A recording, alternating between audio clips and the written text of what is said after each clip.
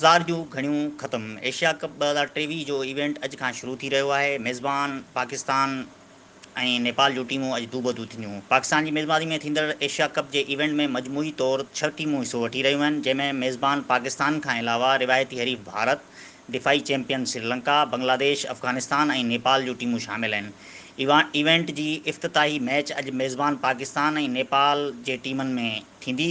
पाकिस्तान 2 भेरा Asia cup जो title खटे चुको आहे, जॾहिं त नेपाल जी टीम पहिरियों भेरो एशिया कप में हिसो वठी रही आहे।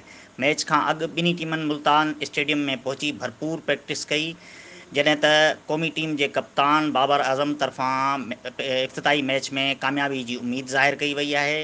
उनखां अलावा इवेंट में पहिरियों भेरो हिसो वठंदड़ नेपाल जी टीम जे कप्तान रोहित पैडल तरफ़ां एशिया कप में गैरमामूली कारकर्दगी ॾेखारण समेत अपसेट करण जी ख़्वाहिश पिणु ज़ाहिर कई वई आहे।